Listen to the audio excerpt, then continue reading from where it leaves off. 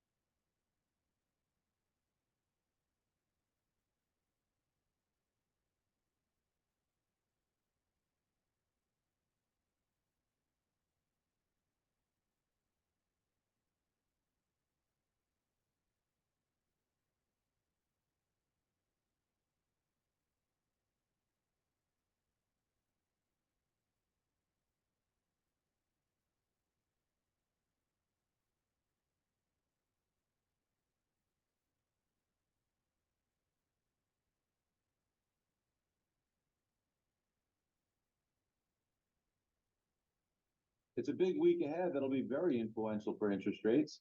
Of course, inflation. And then we've also got the Fed meeting and decision. Guess the Fed's going to say, all eyes on me. The pressure from your brother. Don't need the girl on me. Just need some fresh air in the world.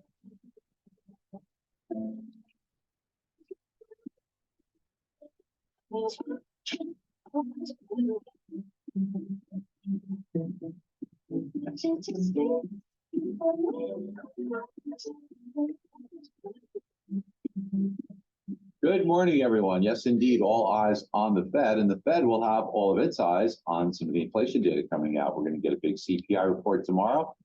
Will be very influential in the direction of interest rates. And there's some very important tests that we will show you happening right now on the technical side. Mortgage bonds trying to stay above its 200-day moving average, and we need the 10-year treasury to stay beneath that favorable trend line. We'll discuss that. So first, let's take a look at what all those Fed eyes will be. Fed wants headlines, the chart to show us what the market expectations are. And here we go. First off, we see that the consensus for headline month over month is flat. That's pretty good. Now, we agree with that, so we think that that's going to come in flat. That would bring the headline year over year number to, there's some rounding in here. So it'll either be at 3 or 3.1 as far as the consensus goes. That's kind of the range. We think it'll be closer to the 3%. We're going to explain why. And then the core month over month expected at 0.3. We think it comes in a hair underneath that. And the core year over year number, we think it might have been come in under 4. We think it'll likely be 3.9 to 4% on the core numbers. Now, we were at placement from 2022. This would be November 2022's reading. As you can see, it was relatively high. And over the next few months, there are some high readings that will drive that percent of it. Think about something else, which is not just the shelter, but inside the shelter component, that X factor that helped us last month make a very good call. And that X factor is lodging away from home.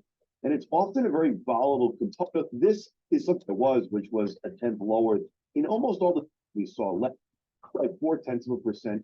It'd be a little bit better than what the markets expect. Yeah, the math there would be, 0.64 minus 0.4 times it by the weighting, and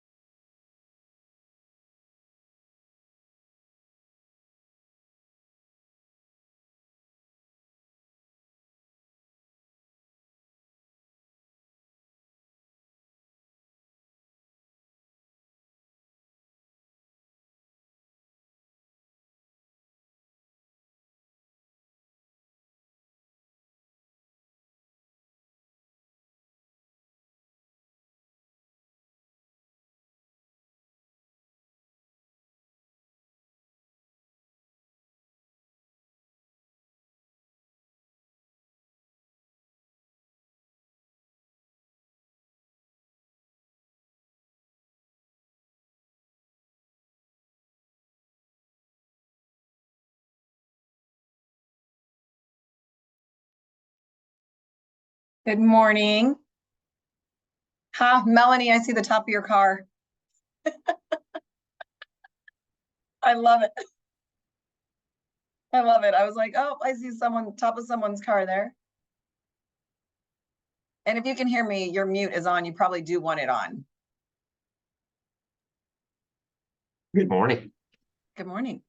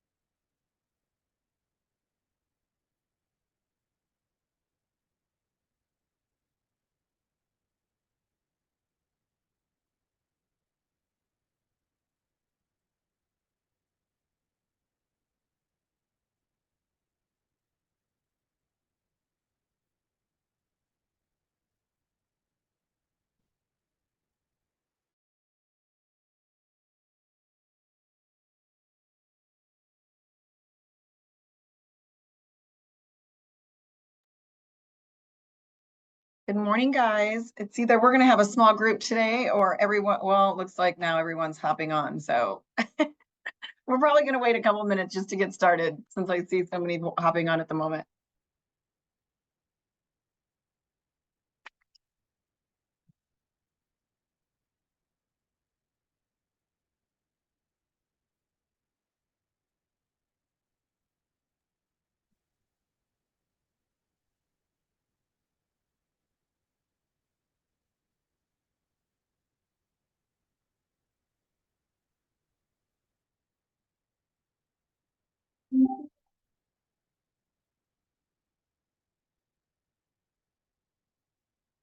Good morning, everybody.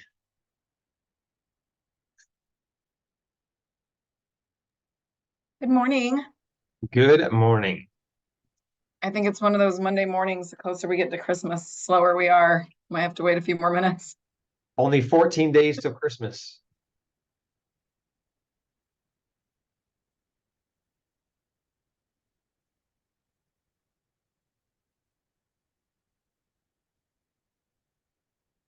A lot of people are going out of town, which I don't blame them. I have a couple friends that are on cruises right now. Ooh, that sounds fun.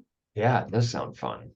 We did a cruise a couple years back for Christmas, and it was awesome. I'm not gonna lie.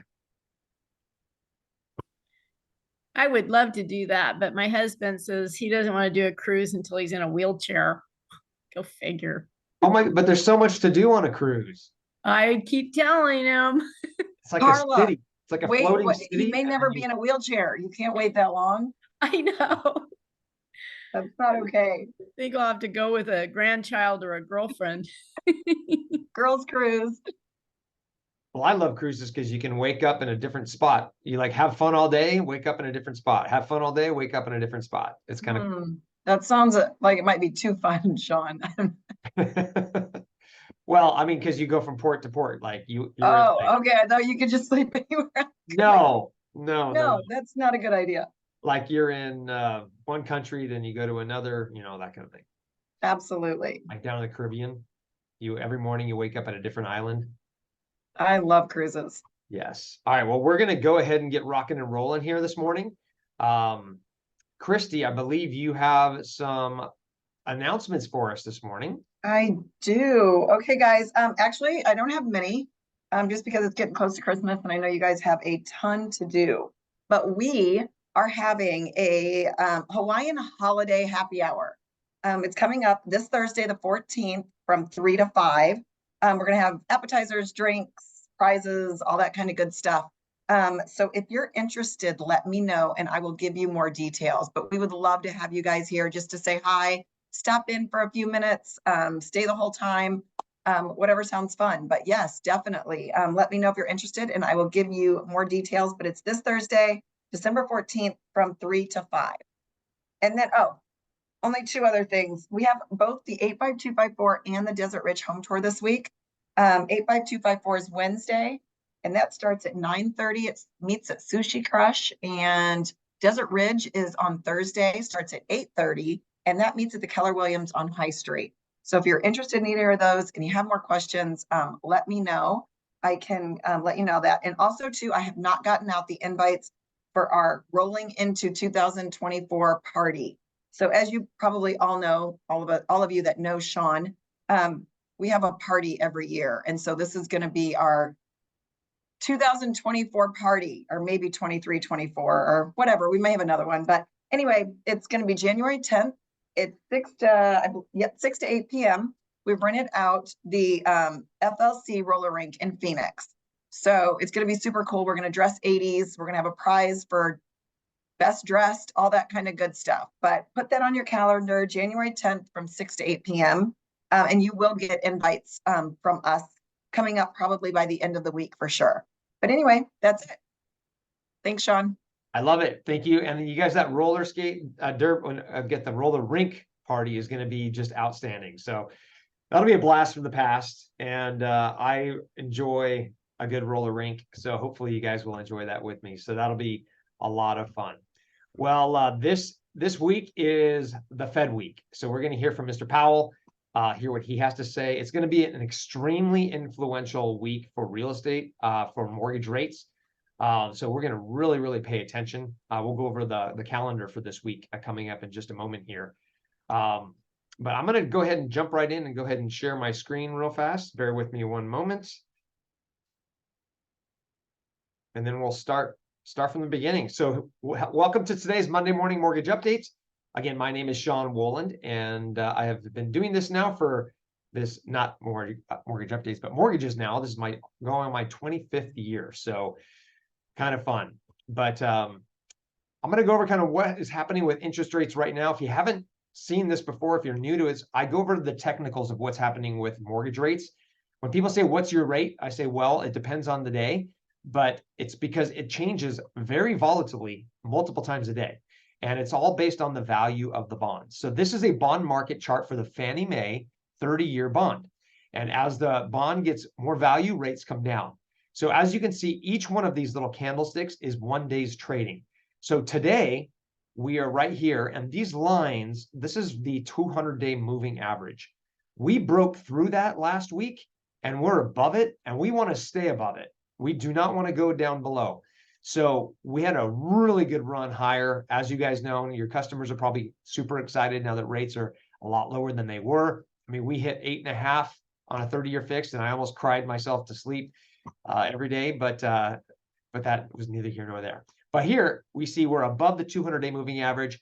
We bounced above this Fibonacci level and came back down. So we're in this crunch space right here in between a Fibonacci level, which is a layer of resistance, and this 200-day moving average.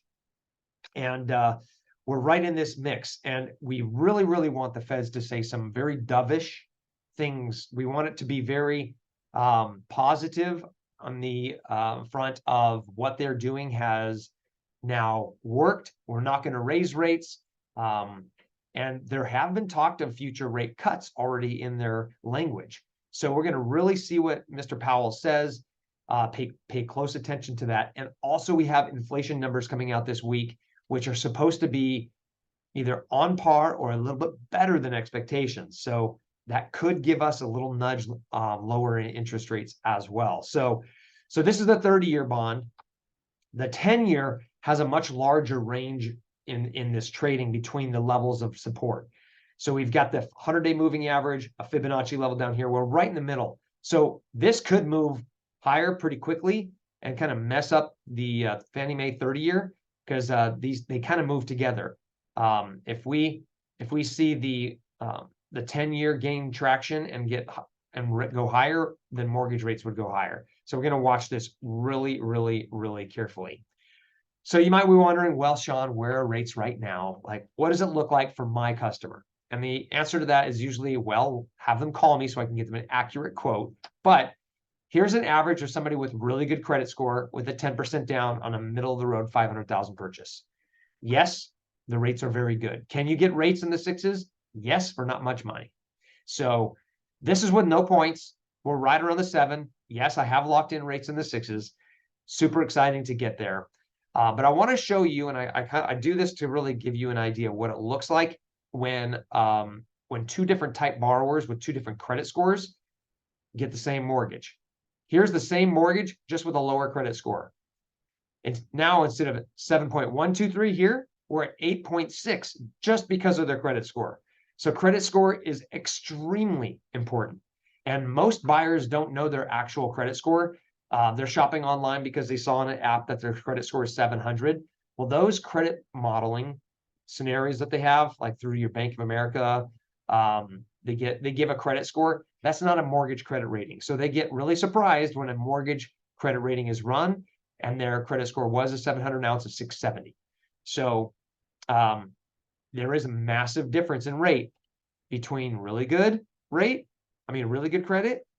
and not so good credit. But notice the big difference in the conventional 30-year fixed and the compared to the FHA. So FHA and VA, they only change about 0.5% for a low credit score, whereas conventional changes almost 1.5% in rate for credit score. That's why some people would rather do an FHA loan than a VA loan when they have lower credit, is because the loan level adjustments are much less on an FHA and a VA loan compared to a conventional. With low credit on a conventional, your rates can be quite high. So that's kind of where rates are at right now. And as we go into the end of the year, one of the biggest things we want to be focused on is, other than what's happening in the market, is what to do next, like getting ready. So I'm going to finish up with what's happening this week in the markets as far as the calendar goes. And then we're going to go into, all right, what are some tips that we can get, some tips for Christmas, right? So tips going through the end of the year, through the holiday season to get us where we need to be. So here is what's happening this week. So this morning we had treasuries. Now I keep telling you guys about this. Treasuries are not good.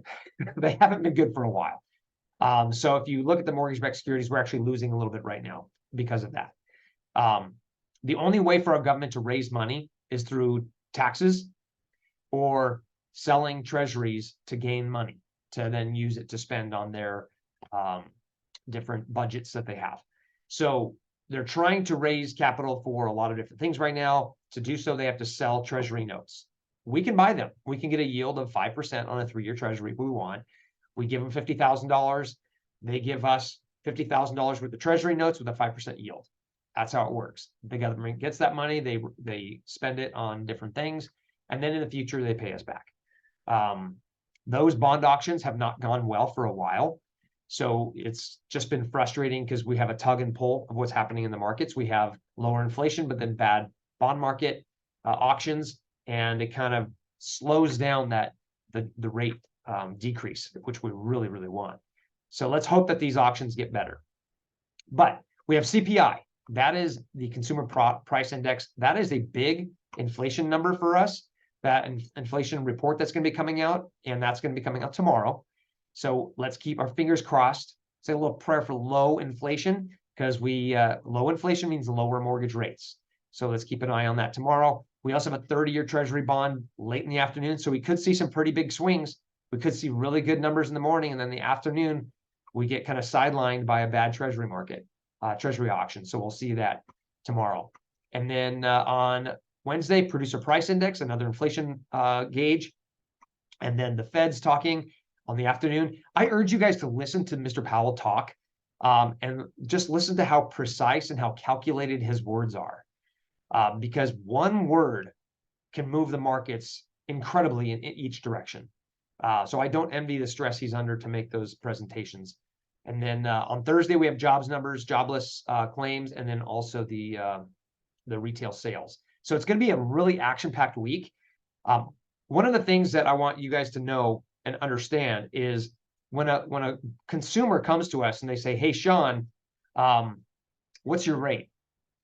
I mean, if they come to me on Monday, today, they go to somebody else on Wednesday, and then they go to somebody else on Friday to shop their rate, they're going to get drastically different rate quotes just because of what's happening in the markets.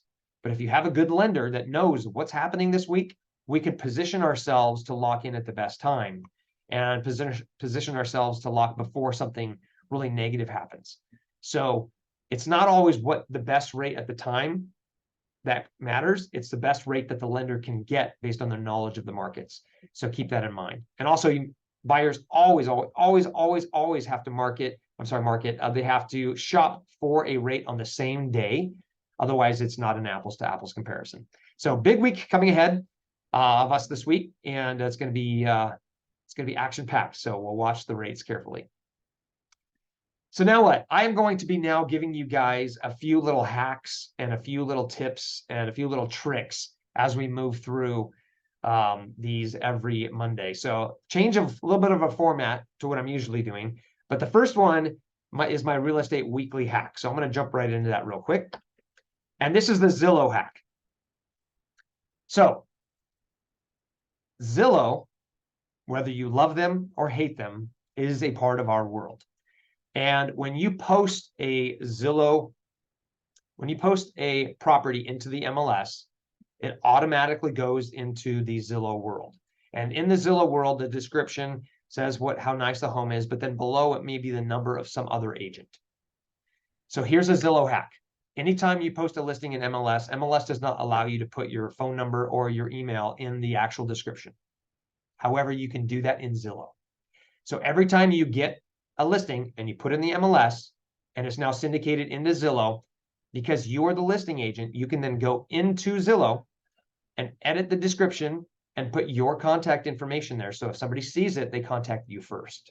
So if you didn't know that, you can thank me, because hopefully it'll drive more buyers your way. So if you need information on how to do that, I can walk you through it, but it's not too difficult. So that's my real estate hack of the day, a tip that I think can help you get some buyers. And here's a real estate tool that I want to share with you. And I'm going to go live on this in just a second here, but this is a cost of waiting calculator. All of us have customers saying, well, I'm going to wait for rates to come down. We all have them. And yeah, rates are coming down, but how low will they go? And with prices continuing to rise, how much are they going to miss out on by waiting?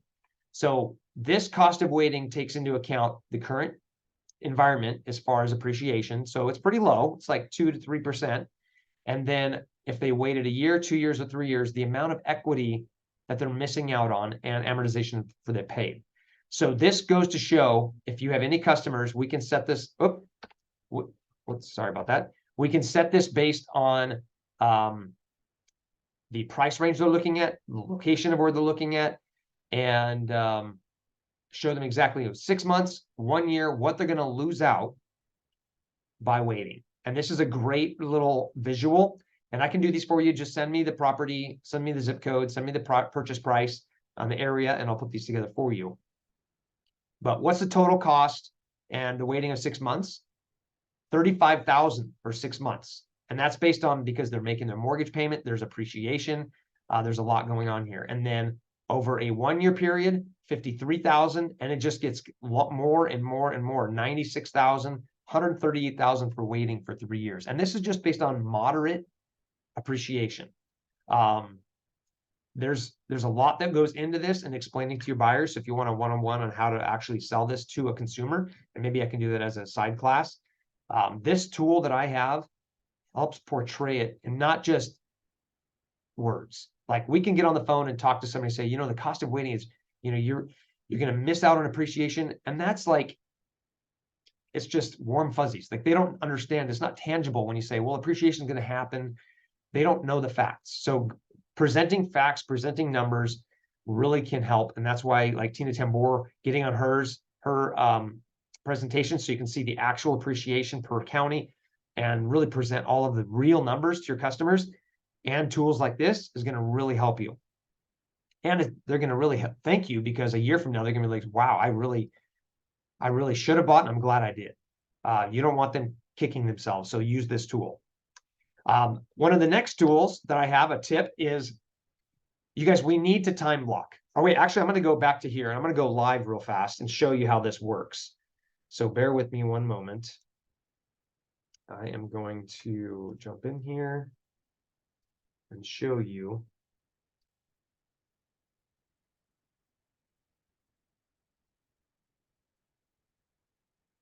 I think this is the cost of waiting. Loan comparison cost of waiting. So if I do Desert Ridge 85050 and I do search, you could put in the name, let's say buyer 1, put the price, let's just say it's $750. Annual taxes, let's say it's $4,500. Insurance, it takes into account all of this. Let's just say $1,500 for the year. Monthly, let's just say it's a $50 HOA, and then we continue. Then we put in the loan. Okay, what's the down payment? So I'm going to say down payment is our loan name. I'm going to do conventional. And this buyer wanted to do 10% down. So I'm going to do 10% down. And rates right now, we're close to 7.125. I'll put that in because they have really good credit. There's no points. Mortgages, there's mortgage insurance, yes. Closing costs, I'm going to say total closing costs, including all prepaids, everything is going to be right around $5,250. And then I'm going to add this. And then I do cost of waiting. And voila, there's your savings. It's a beautiful little report that I can create for you. And then I can export that to you. We can co-brand it. I can send it to you in a PDF. And then we're off to the races. You can send this to your customer. So it's a great way of really presenting, if you're working with buyers, doing a buyer presentation. When you're meeting them for the first time, you can have this in your buyer's packet to say, you know, I really was thinking about waiting. What are your thoughts on that? You should say, well, I'm glad you asked. Here's a little report I presented or prepared for you. And you can go into the cost of waiting. This, guys, is very, very powerful. And it really does make it tangible, make it real, and help them make really good decisions. So that was a live version of that. And I'm going to go over tools like this and tips like this quite a bit. I'm going to go every week. I'm going to go over tools and tips and hacks. And so that was just one of them. So there's going to be another really cool one next week that I'm going to show you that you'll probably be excited about as well. Now, I want to talk to you about time blocking. This is near and dear to my heart, and this is the way to keep you honest with your day. So this is a snapshot of what I built for you to show you what it looks like. And actually, you know what? I'm going to go live again on this. I built it in my Outlook to show you what it looks like. And I'm going to show you how I manage it and what you can do to really truly manage your calendar to schedule success. So every day we have a choice, right? We are business people. We can wake up and then react to what happens to the world, which, let's be honest, most of us do. Or we can be proactive, set our schedule to really build our success ourselves, and do that through planning, do it through time blocking and putting it on the calendar, and make sure you do it. So as an example, here's what I think. If I was a real estate agent, this would be my typical day. I would wake up, I would research, I would get online, I would get on like TikTok to see what real estate trends are, real estate hacks, real estate, different things that are happening in the markets. And I would read and train myself. A really good book you should read is 100 Homes a Year. Great book. I've heard a lot of good things about it. I read the Cliff Notes version, but very good, insightful information on how to sell more homes in today's environment with the tech that we have today. Like there's a Millionaire Real Estate Agent, which is great. I mean, we have a lot of these old school coaches out there, which bring in the necessity, the needs that we have on a daily basis for what we should be doing normal. But this is a great book to really get you out. So time block for that. Say, you know what, I'm going to do an hour a day. I'm going to wake up, I'm going to have my coffee. I'm going to learn, I'm going to research, and I'm going to do something to build my knowledge for the market. And then your lead generation. You should be setting up your leads, whether it's calling past customers, calling current customers, calling past customers that may have fallen out. Make sure you're doing daily lead follow-up. And when I say daily, I mean, you do that. You set it every day. And if you don't have any leads, it becomes prospecting time. Make sure you call somebody. Call 5 new referral sources. You can look up divorce attorneys. You can look up financial planners. You can do all types of different ways of generating leads. So make sure you're blocking out at least an hour, hour and a half of lead gen. And then take a break, go into your admin, do your emails, do your voicemails, do your texts. I highly recommend when you're doing something, you focus on it 100% all the time, guaranteed for that hour and a half. Yes, there's going to be emergencies that they call you 5 times in a row. Say, you know, I was right in the middle of a meeting. I see it seems like it's important. So what do you need? But usually people can wait 30 minutes to an hour. And then get back to them on that time. That way you can really focus and get what you need done. You're not distracted all day long with calls and people just interrupting you. And then look at this, pre-scheduled listing appointments and buyer's consultations. If you have goals for how many closings you want per month, reverse engineer that. Make it so that, okay, if I want 3 closings a month in real estate, that means I need to get at least 6 people in my car, you know, whatever that reverse engineering is to get those appointments, and then maybe set 1 a day and then move it around. So let's just say your goals are 10 a month, right? And that means you have to do 2 appointments a day. And somebody calls and you're like, well, Sean, I can meet with you, but I can't meet till 2. So I say, okay, well, I'm going to move my admin break here. I'm going to move this listing appointment till 2. I'm going to move my future buyer consultation here. And you say, you know what? I've got an appointment from 2 to 4 and 3 to 5. Which one would work? And you time block that. It's already scheduled in. That way you don't schedule something like pickleball. And then you're at pickleball and then you didn't get any appointments done that day because you scheduled all these different events and now you don't have any time to do it that day. So you want to make sure you're pre-scheduling what appointments you want. And then if you don't have this, you can move it to the next day. You literally can drag and drop to the next day. Take this appointment, move it to the next day. Working with your calendar, if you don't work really well with Outlook, I can walk you through it. Maybe I can even do a class on Outlook. But scheduling your success is probably the biggest tip that I can give you. If you don't do it and you're afraid of doing it, let me know, because this changed my life. It keeps everything on track. It's consistent. People will know exactly when you're doing things, like Sean always does LSUs on Fridays or the weekend, or I always get a follow-up day on this day from Sean, whatever it may be, it's because I calendar everything. We can't have a successful business if we just whim through our days. If we just live on hope that our phone's just going to ring and then they want to talk right now, that's not how we should be. We should be proactive with our calendar. And I want to show you another thing too. You can move. Let's just say you have an email.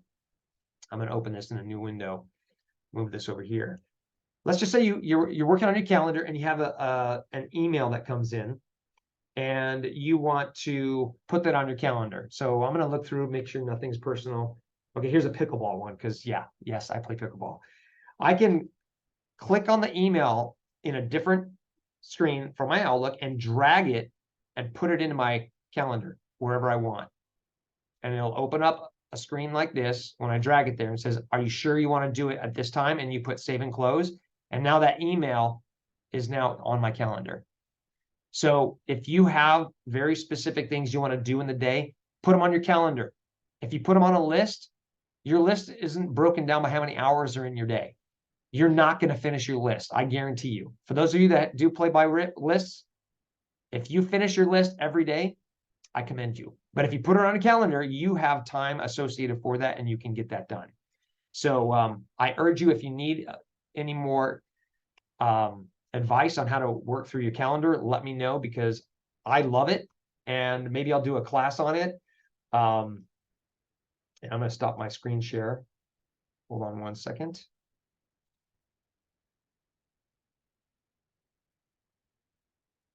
New share, resume share. How do I stop sharing my screen here? Can you guys still see the sunset?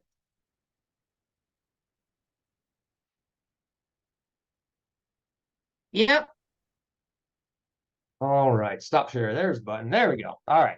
So I want you really to focus. If you don't live on a calendar, spend some time learning how to use your calendar and schedule that for success.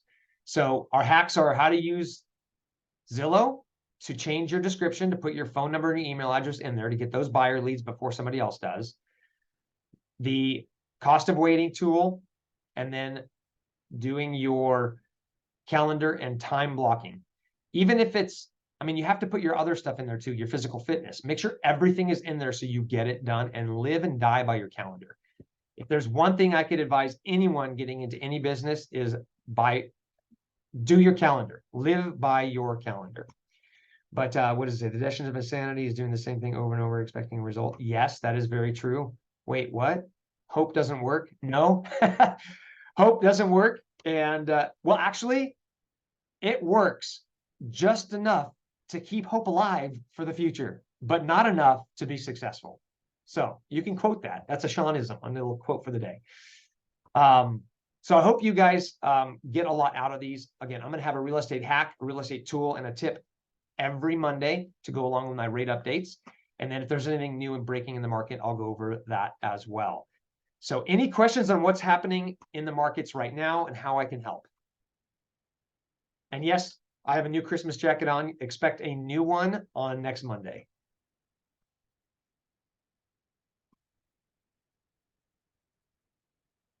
All right, well, if there are any questions, I'm going to stay on for a little bit. And if you have any further questions, you can just hop on and just interrupt everyone if they're, or just start speaking or put something in the chat. And I'm happy to 100 homes sold a year. Yes, I think it's called 100 homes a year. I'll get that, the author, I think it's Marla, I think is her name. I'll get it to you. So I'll send it to you guys. Great book. Thanks. I did not know that about Zillow. Yes, great tip. So I urge everyone to do that hack on every listing you have. If you have listings now, go back into Zillow, and because you're the listing agent, you can change the description, and it'll change it in Zillow. It will not change it in the MLS. It'll just change it on Zillow. So good hack. And if you have any people that are waiting, that cost of waiting tool, let me know. I'll put that together for you.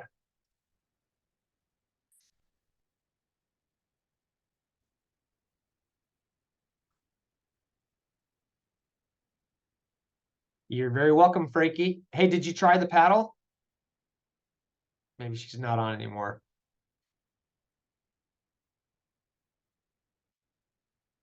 I did, and it took me a couple of games to work through it, and I love it. I love it. It's really good. Yeah, yeah, I mean, any new paddle, it's like with anything, right? You have Yeah, it that, takes- oh, this is Yeah, it takes a different. while. I still like my Selkirk, the Halo. Yeah, I switched back and forth, so I'll get it back to you. I'm gonna play with it one more time today. sure. And if you don't like it, I won't be hurt. Everyone has their own, it's just like a pair of shoes. If you don't fit you right, then no big deal. Well, I broke the other one in, so I'll have to try this. I love it. I love it. All right, guys, we hope to see you at our events. And I'll stay on for a little bit longer. Have a wonderful week and we'll be in touch. Hey, Sean, this Hey, is Vicky. Vicky Gorman. Hey, can you just quickly on Zillow, we just go up and change our listing. We could actually do that because Yeah, the description. You can edit the description. I'll send you a link to the how to do that. but can we change any of our contact information or anything or no? You can add your contact information into the description. Oh, got it. Okay. Yeah. Well, That way they okay. they see that first and they don't go to the whoever realtor is on that other, how that they round robin realtors on that. yeah. So add your contact information into the description. That's the So, yeah. So what Zillow does also is they'll give at the very end, at the very bottom, super tiny letters is our name with the MLS logo and our company, and then just the office number. yeah. So oftentimes if people are looking on the weekend, they call the office and it's a voicemail. Yeah, which is not good. Yeah. Thank you. Yeah. Thank you so much. Oh yeah, you're very welcome. All right, guys, have a wonderful day and we'll be in touch.